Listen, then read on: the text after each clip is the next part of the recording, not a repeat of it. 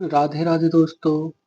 मैं अनुज आज फिर आपके लिए एक कहानी लेकर आया हूँ। और ये कहानी है किस प्रकार मरने के बाद आत्मा अपना बदला लेती है। तो चलते हैं कहानी की तरफ। और कहानी में आगे बढ़ने से पहले अगर आप मेरे चैनल पर नए हैं तो चैनल को सब्सक्राइब करें और वीडियो को लाइक करें और बेल आइकन जरूर दबाएं, जिससे कि मेरी आने वाली हर वीडियो आप तक पहुंच सके। बात बहुत पुरानी है। किसी पर्वत की तलहटी में रमेशरपुर नाम का एक गांव है। इस गांव के मुखिया रमेशर काका थे। सभी गांववासी रमेशर काका की बहुत ही इज्जत करते थे और उनके विचारों सुझावों को पूरी तरह मानते थे। रमेशर काका की एक संतान थी, चंदा। 15-16 की उम्र में भी चंदा का नटखटपन गया नहीं था। वह बहुत ही शरारती थी। उसके चेहरे पर कहीं भी शर्मीलापन नजर नहीं आता, पर हाँ, उसके चेहरे से उसका भोलापन जरूर झलकता। उस समय हर माँ बाप की बस एक ही ख्वाहिश होती थी कि उनकी लड़की को अच्छा घर और अच्छा वर मिल जाए और वह अपने ससुराल में खुश रहे। रमेशर काका भी चंदा के लिए आस-पास के गांव में वर ढूंढने के लिए जाते और शाम को घर वापस आ जाते, परंतु उन्हें कोई अच्छा वर नहीं मिला। एक बार पास के एक गांव के उनके मुखिया मित्र ने कहा कि उनकी नज़र में एक लड़का है, अगर आप तैयार हो तो मैं बात चलाऊं। रमेशर काका के हाँ करते ही उनके मुखिया मित्र की अगुवाई में चंदा का विवाह तय हो गया। चंदा का पति नदेशर उस समय कोलकाता में कुछ काम करता था। नदेशर देखने में बहुत ही सीधा साधा और सुंदर युवक था। वह रमेशर काका को पूरी तरह से भा गया था। खैर शादी हुई और रमेशर काका ने नम आंखों से चंदा को विदा किया। कुछ ही दिनों में चंदा अपने ससुराल में भी सबकी प्रिय हो चुकी थी। 1-2 महीना बीता। चंदा के साथ बिताने के बाद नदेशर भारी मन से कोलकाता के लिए जाने के लिए तैयार हुआ। 1-2 महीना चंदा के साथ बिताने के बाद नदेशर भारी मन से कोलकाता की राह पर निकल पड़ा। चंदा ने नदेशर को समझाया कि कमाना भी जरूरी है और 5-6 महीने की ही तो बात है। दिवाली में आपको फिर आना है। अब तक मैं नजरें बिछाए तब तक मैं नजरें बिछाए आपका इंतजार प्रसन्न मन से करूंगी। कोलकाता पहुंचने पर नदेशर ने फिर से अपना काम धंधा शुरू किया, पर काम में उसका मन नहीं लगा। बार बार चंदा का शरारती चेहरा उसके आंखों के आगे घूम जाता। वह जितना भी काम में मन लगाने की कोशिश करता, उतना ही चंदा की याद उसे आती। नदेसर की यह बेकरारी दिन पर दिन बढ़ती जा रही थी। उसने अपने दिल की बात अपने साथ काम करने वाले अपने 5 मित्रों को बताई। ये पांचों उसके अच्छे मित्र थे। नदेशर दिन रात अपने इन पांचों दोस्तों से चंदा की खूबसूरती और उसके शरारतीपन का व्याख्यान करता रहता। पांचों मित्र चंदा के बारे में सुन सुनकर उसकी खूबसूरती की एक छवि अपने अपने मन में बना लिए और अब बार बार नदेशर से कहते कि भाभी से कब मिलवा रहे हो। नदेशर कहता कि मैं तो खुद ही उससे मिलने के लिए बेकरार हूँ, पर समझ नहीं आ पा रहा कि मैं कैसे मिलूं। खैर अब नदेसर के पांचों दोस्तों के दिमाग में जो एक भयानक घिनौनी खिचड़ी पकनी शुरू हो गई थी, उससे नदेसर पूरी तरह अनभिज्ञ था। उसके पांचों दोस्तों ने एक दिन नदेसर से कहा कि यार, भाभी को यहीं ले आओ, कुछ दिन रहेंगी, कोलकाता भी घूम लेंगी तो उसको बहुत अच्छा लगेगा और फिर 1-2 हफ्ते में उसे वापस छोड़ आना। पर नदेसर अपने बूढ़े माँ बाप को याद करता और कहता कि मेरे बूढ़े माँ बाप की सेवा कौन करेगा, चंदा के अलावा उनका और कौन है वहाँ। कुछ दिन और बीते, पर ये बीतते दिन नदेसर की बेकरारी को और भी बढ़ाते जा रहे थे। अब तो नदेसर का काम में एकदम से मन ही लगना बंद हो गया और उसे बस गांव दिखाई दे रहा था। एक दिन रात को नदेसर के पांचों दोस्तों ने नदेसर से कहा कि चलो हम लोग तुम्हारे गांव चलते हैं। नदेसर अभी कुछ समझ पाता या कह पाता तब तक उसके उन 5 दोस्तों में से निकेश नाम दोस्त ने कहा कि यार टेंशन मत ले, कह देना कि अभी काम की मंदी चल रही है इसलिए गांव आ गया और साथ ही इसी बहाने हम मित्र भी तुम्हारे गांव में घूम लेंगे और भाभी से भी मिल लेंगे और तुम्हारे माता पिता से भी मिल लेंगे, क्योंकि हम लोगों का तो कोई गांव है ही नहीं। इसी कोलकाता में पैदा हुए और कोलकाता में ही अपना घर बना लिए। हम लोग भी चाहते हैं कि कुछ दिन गांव का भी आनंद लें। नदेसर तो घर जाने के लिए बेकरार था ही, उसे अपने दोस्तों की बात भली लगी, फिर क्या था। दूसरे दिन ही नदेसर अपने उन 5 दोस्तों के साथ अपने गांव के लिए निकल पड़ा। उसके गांव के आसपास में बहुत सारे घने जंगल थे। इस पर्वतीय इलाके के इन पहाड़ वासियों के अलावा अगर कोई अनजाना जाए तो वह जरूर रास्ता भटक जाए और हिंसक जानवरों का शिकार बन जाए। ट्रेन और बस की यात्रा करते करते आखिरकार नदेसर अपने 5 दोस्तों के साथ अपने गांव के पास के एक छोटे से बस स्टेशन पर पहुंच ही गया। इस स्टेशन से उसके गांव जाने के लिए अच्छी कोई भी सड़क नहीं थी। जंगल में चलने से बने पगडंडियों से ऊबड़-खाबड़ रास्ते से होकर जाना पड़ता था।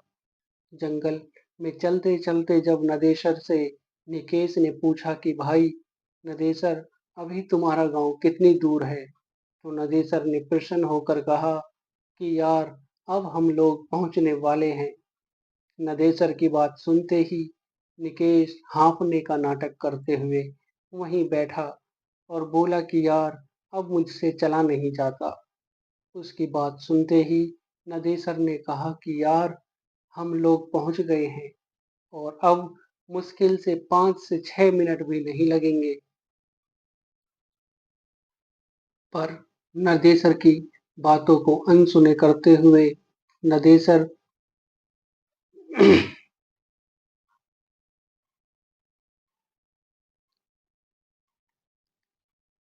पर नदेसर की बातों को अनसुनी करते हुए उसके अन्य 4 दोस्त भी निकेश के नाम निकेश के पास ही बैठ गए।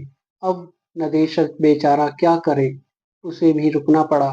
नदेसर के रुकते ही निकेश ने अपने हाथ में लिए झोले में से एक अच्छी नई साड़ी और साथ ही चूड़ी आदि निकालते हुए कहा कि यार नदेसर, हम लोग भाभी से पहली बार मिलने वाले हैं, इसलिए उसके लिए कुछ उपहार लाए हैं। उसकी बात सुनते ही नदेशर ने कहा कि यारो, इसकी क्या जरूरत थी। पर निकेश ने हंसकर कहा कि जरूरत थी भाई, हमारी भी तो भाभी हैं, हम पहली बार उनसे मिल रहे हैं तो बिना कुछ दिए कैसे रह सकते हैं। इसके बाद निकेश ने कुटिल मुस्कान चेहरे पर लाते हुए नदेसर से कहा कि यार नदेसर, क्यों ना भाभी को सरप्राइज दिया जाए। एक काम करो, तुम घर जाओ और बिना किसी को बताए भाभी को घुमाने के बहाने यहाँ लाओ। हम लोग यहाँ भाभी को यह सब उपहार देंगे और उनके साथ कुछ बातचीत करेंगे।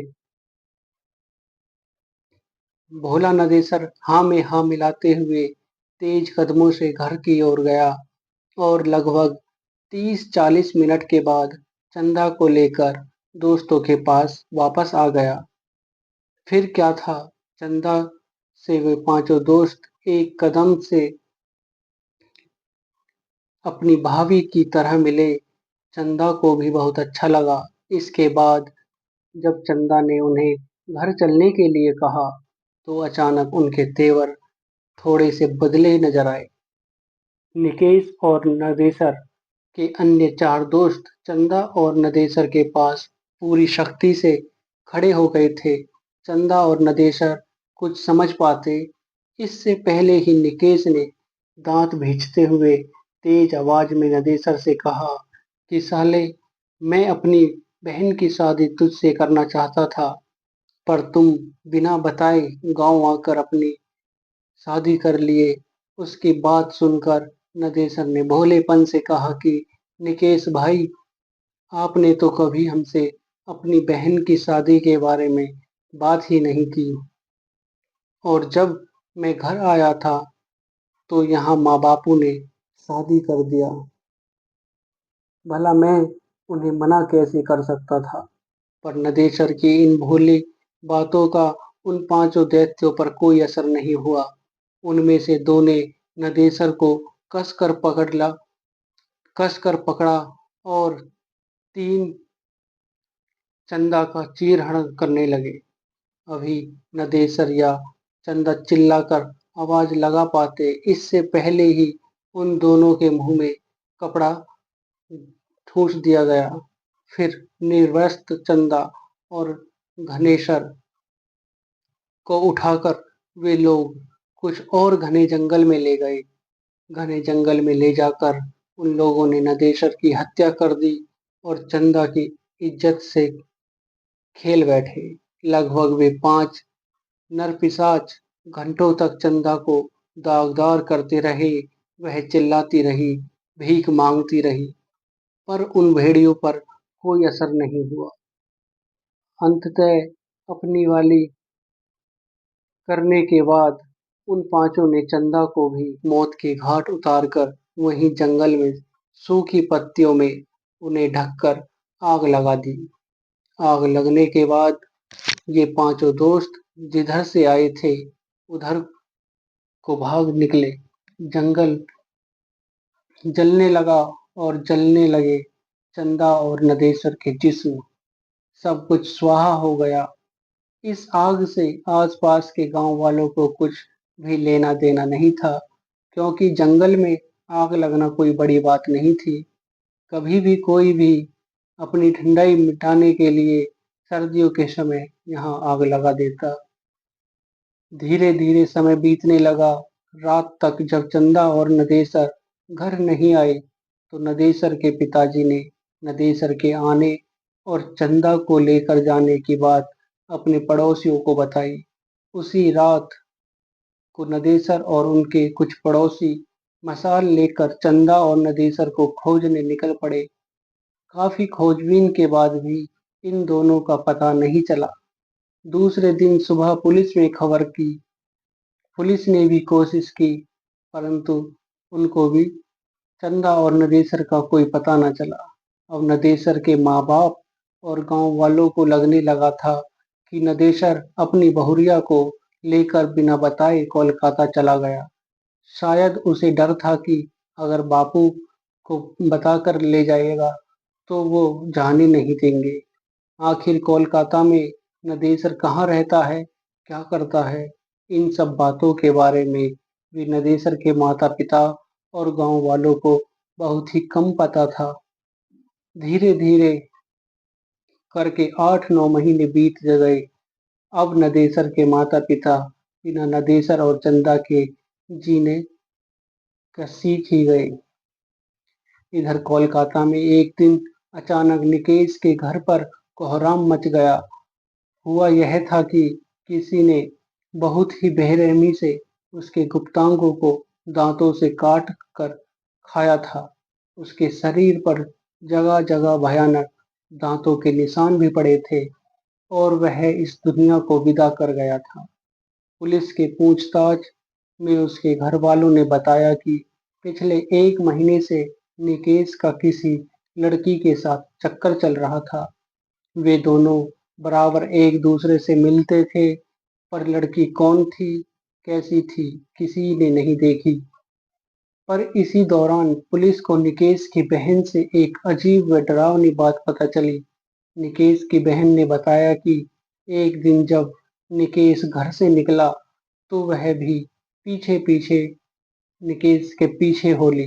निकेश बस्ती में से निकलकर एक सुनसान रास्ते में बनी एक पुलिया पर बैठ गया था।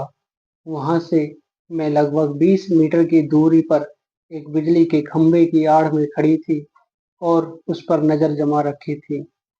मुझे बहुत ही अजीब लगा, क्योंकि ऐसा लग रहा था कि निकेश किसी से बात कर रहा है, किसी को पुचकार रहा है, पर वहां तो निकेश के अलावा और कोई नहीं था। फिर मुझे लगा कि कहीं निकेश भैया पागल तो नहीं हो गए हैं।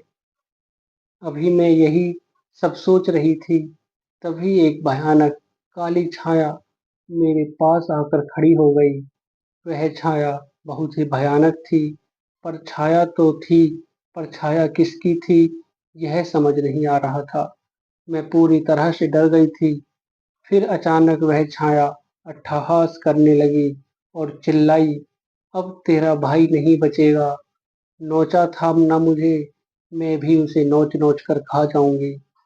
और हाँ, एक बात तो याद रख, अगर यह बात किसी को बताई तो मैं तेरे पूरे घर को बर्बाद कर दूंगी।